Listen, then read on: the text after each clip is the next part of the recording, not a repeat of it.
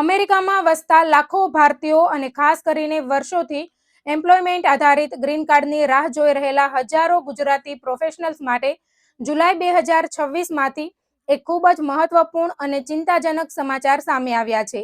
અમેરિકાની નવી સરકાર નોકરી આધારિત ગ્રીન કાર્ડ મેળવવાની પ્રક્રિયામાં એક મોટો ફેરફાર કરવાની તૈયારીમાં છે. જો આ પ્રસ્તાવિત નિયમો આખરે અમલમાં આવશે તો ગ્રીન કાર્ડ મેળવવાનો રસ્તો અત્યાર કરતાં વધુ કડક, વધુ જટિલ અને વધુ સમયખાવ બની શકે છે. આ સમાચાર માત્ર H-1B વિઝા પર કામ કરતા લોકો માટે જ નહીં, પરંતુ એવી તમામ અમેરિકન કંપનીઓ માટે પણ મહત્વના છે જે વિદેશી કર્મચારીઓને લાંબા ગાળે ગ્રીન કાર્ડ સ્પોન્સર કરે છે. હાલમાં અમેરિકામાં મોટાભાગના એમ્પ્લોયમેન્ટ બેઝડ ગ્રીન કાર્ડ કેસોમાં એક મહત્વપૂર્ણ તબક્કો હોય છે, જેને PERM એટલે કે પરમેનન્ટ લેબર સર્ટિફિકેટ પ્રોગ્રામ કહેવામાં આવે છે. આ પ્રક્રિયા અમેરિકાના શ્રમ મંત્રાલય દ્વારા સંચાલિત થાય છે. તેનો મુખ્ય હેતુ એ સુનિશ્ચિત કરવાનો હોય છે કે જે નોકરી માટે કોઈ વિદેશી કર્મચારીને ગ્રીન કાર્ડ આપવામાં આવી રહ્યું છે તે જ કામ માટે યોગ્ય અને લાયક અમેરિકન નાગરિક ઉપલબ્ધ નથી. જો કે હવે અમેરિકન સરકારનું માનવું છે કે છેલ્લા લગભગ 20 વર્ષમાં ટેકનોલોજી, રોજગાર બજાર અને ભરતીની પદ્ધતિઓમાં મોટા ફેરફારો થયા છે. જ્યારે PERM પ્રક્રિયાના ઘણા નિયમો હજુ પણ જૂના જ છે. તેથી સમગ્ર સિસ્ટમને આધુનિક બનાવવાની જરૂરિયાત ઊભી થઈ છે. સરકાર દ્વારા તૈયાર કરવામાં આવેલા પ્રસ્તાવિત ફેરફારો અનુસાર હવે કંપનીઓ માટે માત્ર કાગળ પર ભરતીની જાહેરાત આપવી પૂરતી નહીં રહે. કંપનીએ વધુ મજબૂત પુરાવા સાથે બતાવવું પડશે કે તેણે યોગ્ય રીતે અમેરિકન ઉમેદવારોને તક આપી હતી અને તેમ છતાં તે ચોક્કસ નોકરી માટે કોઈ યોગ્ય અમેરિકન કર્મચારી મળ્યો નહોતો. એટલે કે લેબર માર્કેટ ટેસ્ટ વધુ કડક બનશે અને ભરતીની દરેક પ્રક્રિયા વધુ નજીકથી તપાસવામાં આવશે.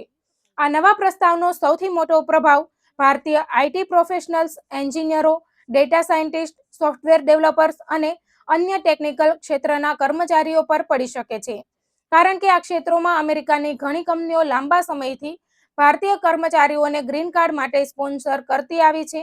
હવે જો કંપનીઓને દરેક કેસમાં વધુ વિગતવાર પુરાવા રજૂ કરવા પડશે કે અમેરિકન ઉમેદવાર ઉપલબ્ધ નહોતો, તો ઘણા નોકરીદાતાઓ માટે આખી પ્રક્રિયા વધુ ખર્ચાળ અને વધુ જોખમી બની શકે છે. સરકારી અધિકારીઓનું કહેવું છે કે આ સુધારાનો મુખ્ય હેતુ અમેરિકન નાગરિકોને રોજગારની વધુ સારી તક આપવાનો છે. તેમનું માનવું છે કે પહેલા અમેરિકન ઉમેદવારોને સંપૂર્ણ તક મળવી જોઈએ અને માત્ર જરૂરી હોય ત્યારે જ વિદેશી કર્મચારીઓને ગ્રીન કાર્ડ માટે સ્પોન્સર કરવું જોઈએ. સરકારના જણાવ્યા મુજબ આ સુધારાઓ અમેરિકન વર્ક્સ ફર્સ્ટ નીતિ સાથે જોડાયેલા છે અને સ્થાનિક રોજગારને પ્રોત્સાહન આપવા માટે કરવામાં આવી રહ્યા છે. ખાસ વાત એ છે કે લગભગ વર્ષ 2004 પછી PERM પ્રક્રિયામાં આટલા મોટા સ્તરે સુધારા કરવાની ચર્ચા થઈ રહી છે. છેલ્લા 2 દાયકામાં artificial intelligence, cloud computing, cyber security અને અન્ય અનેક આધુનિક ટેકનોલોજીના ક્ષેત્રો ઊભા થયા છે, જેના કારણે નોકરીઓની વ્યાખ્યા અને જરૂરી કૌશલ્યોમાં પણ મોટો બદલાવ આવ્યો છે. સરકારનું કહેવું છે કે જૂના નિયમો આજના રોજગાર બજારને યોગ્ય રીતે પ્રતિબિંબિત કરતા નથી. આ નવા પ્રસ્તાવમાં એક વધુ મહત્વની બાબત એ છે કે સરકાર ભરતીની જાહેરાતો, ઇન્ટરવ્યૂ પ્રક્રિયા અને કંપની દ્વારા રજૂ કરાયેલા દસ્તાવેજોની વધુ ઊંડી તપાસ કરી શકે છે. જો કોઈ કંપની માત્ર ગ્રીન કાર્ડ અપાવવા માટે કાગળ પર નોકરી દર્શાવતી હોય અથવા ભરતીની પ્રક્રિયામાં ગેરરીતિ કરતી હોવાનું જણાશે તો તેના સામે કડક કાર્યવાહી થઈ શકે છે. એટલે હવે માત્ર ફોર્મ ભરવાથી કામ નહીં ચાલે, પરંતુ દરેક પગલા માટે વાસ્તવિક અને ચકાસી શકાય તેવા પુરાવા રજૂ કરવા પડશે. ઘણા ઇમિગ્રેશન નિષ્ણાતોનું માનવું છે કે જો આ નિયમો અંતિમ સ્વરૂપમાં પસાર થશે તો PERM મંજૂર થવામાં વધુ સમય લાગી શકે છે. કંપનીઓને વધુ દસ્તાવેજો તૈયાર કરવા પડશે, ભરતીની પ્રક્રિયા વધુ લાંબી થઈ શકે છે અને સરકાર તરફથી વધારાની પૂછપરછ પણ થઈ શકે છે. પરિણામે ગ્રીન કાર્ડ માટેની સમગ્ર સમયરેખા લંબાઈ શકે છે. જો કે અહીં એક મહત્વની વાત સમજવી જરૂરી છે. હાલમાં જે માહિતી સામે આવી છે તે અંતિમ અમલમાં આવેલા નિયમો નથી. સરકારે નિયમોમાં ફેરફાર કરવાનો પ્રસ્તાવ અને કાનૂની ડ્રાફ્ટ તૈયાર કર્યો છે. હવે આ પ્રસ્તાવ જાહેર ચર્ચા અને પબ્લિક કમેન્ટ્સ માટે મૂકવામાં આવશે.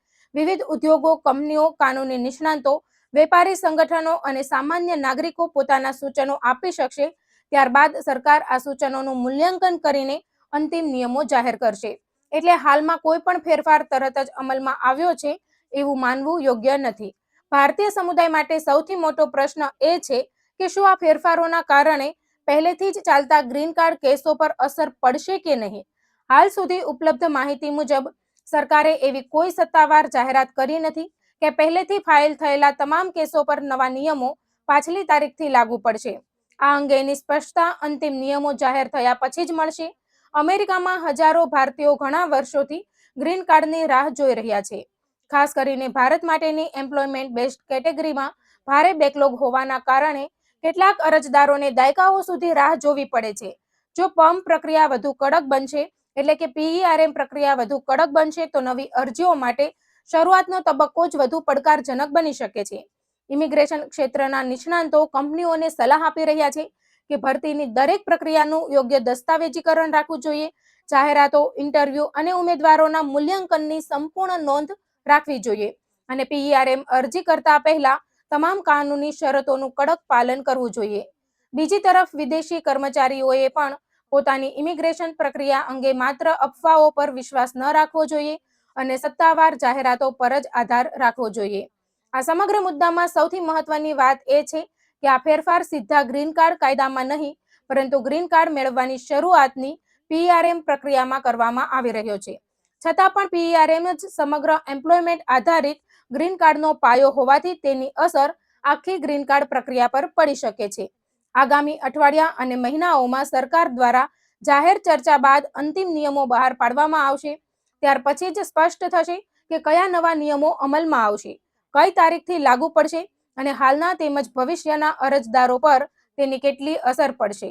આથી અમેરિકામાં કામ કરતા ભારતીયો, ખાસ કરીને H-1B વિઝા ધારકો અને ગ્રીન કાર્ડની રાહ જોઈ રહેલા તમામ પ્રોફેશનલ્સ માટે હાલનો સૌથી યોગ્ય રસ્તો એ છે કે તેઓ ગભરાવાના બદલે સત્તાવાર અપડેટ્સ પર નજર રાખે, પોતાની કંપનીના ઇમિગ્રેશન વિભાગ અથવા અનુભવી ઇમિગ્રેશન વકીલ સાથે સંપર્કમાં રહે અને અંતિમ નિયમો જાહેર થાય ત્યાં સુધી કોઈ પણ અફવા કે અધૂરી માહિતીના આધારે નિર્ણય ન લે. જો આ પ્રસ્તાવિત સુધારા અંતિમ સ્વરૂપમાં અમલમાં આવશે, તો અમેરિકાની એમ્પ્લોયમેન્ટ આધારિત ગ્રીન કાર્ડ પ્રક્રિયામાં છેલ્લા ઘણા વર્ષોમાંનો આ સૌથી મહત્વપૂર્ણ ફેરફાર ગણાશે અને તેનો પ્રભાવ લાખો વિદેશી પ્રોફેશનલ્સ તેમજ તેમને રોજગાર આપતી અમેરિકન કંપનીઓ બંને પર જોવા મળી શકે છે.